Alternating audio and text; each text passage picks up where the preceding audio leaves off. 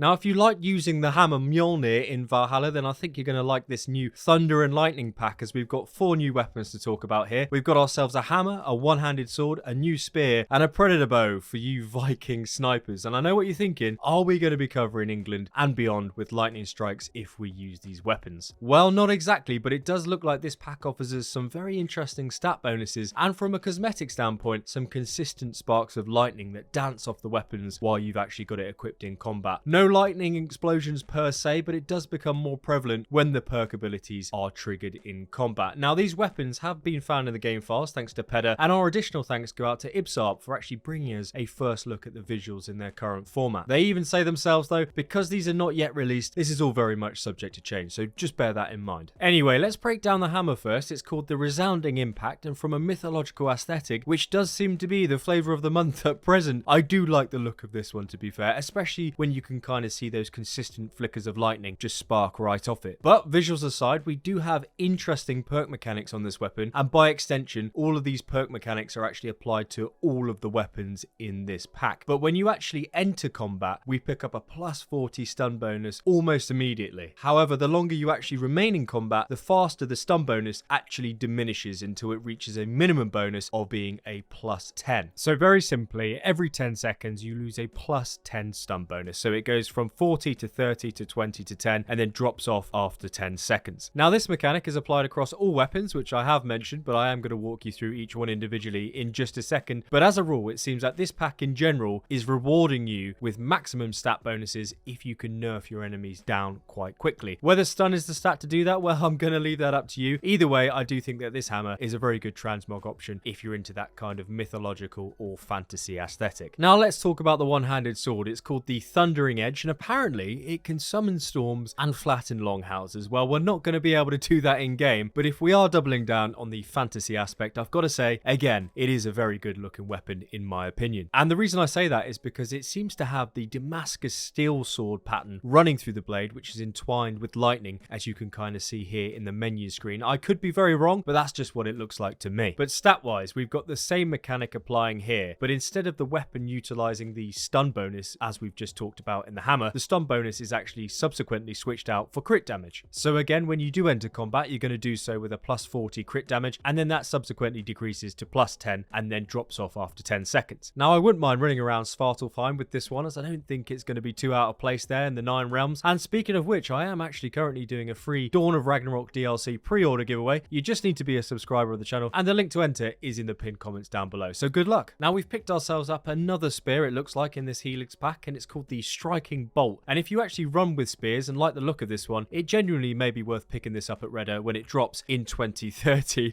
as I reckon this would be another tremendous transmog option, as the lightning looks particularly good on this weapon comparatively to the others. Saying that though, the stat bonuses on this bad boy is crit chance, so the same rules apply here as the previous weapons. We enter that combat with plus 40 crit chance and have it reduced to a plus 10 stat base, which will then drop off after 10 seconds. We've also got another 20-second cooldown though, and I think this would have been better at 10 seconds, to be fair. I think 20 seconds seems a little too long for this kind of perk because it's not really that fantastic, but there we are, not much we can do. But let's move on to the new predator bow here, and it's called the Gale bow. Again, not too shabby at all in appearance. I feel like a car salesman, but there we are. It's not too bad at all, but I don't think that this weapon is effective with these perk bonuses, as it notes that we're going to pick up an increase in range damage when in combat. Now, that's all well and good, but in my experience, when I'm using a predator bow, I'm trying my best to snipe, remain undetected, and out of combat, meaning unless I actually get noticed and trigger combat, which is very capable of happening in Valhalla when we're stealthing around, but what that means is I'm not going to access this plus 40 increase in range damage. Additionally, with this rapid 10-second duration and stat ability fall off, unless you actually have 360 no scope headshot skills, I don't think this is a well utilized weapon in regard to its perk bonuses. That is just me though, that is just my opinion. You may love running around in combat with the predator bow, and if this is the case, you may want to consider it, but for me, it's going to remain a firm transmog option pending that Redder drop. Now, release date, when are these going to be coming? Well, this pack is actually very similar to the shattered or broken weapon pack in the Helix Store, and when they were actually found by Pedder and Ibsarb before its release, it wasn't long after until they actually showed up and were available for purchase in the Helix Store itself. But when it actually comes down to it, being straight up honest with you, it's really up to Ubisoft when they actually want to pull the trigger and release these. I personally reckon early 2022 to continue funding that free crossover content content. I think that kind of makes sense, but hopefully we actually pick up some origin story content next. That would actually be awesome. And by the way, if you have actually found this video helpful or learned anything new at all, if you wouldn't mind, a very swift like down below only takes a second of your time and it generally helps me out a lot, so thank you very much. Also, if you haven't already done so, do come and join our Discord community. There's nearly 1,000 incredible people here, and it would be great to see you in the lobby. But of course, our big thanks go out to Peda and Ibsart for bringing us this content to chat about. They're on fire lately, and I'm sure they're going to have more to bring us very soon. Anyway, I think that's going to do it for me. I genuinely hope you have a fantastic new year, and instead of coffee, shots. They're all on me.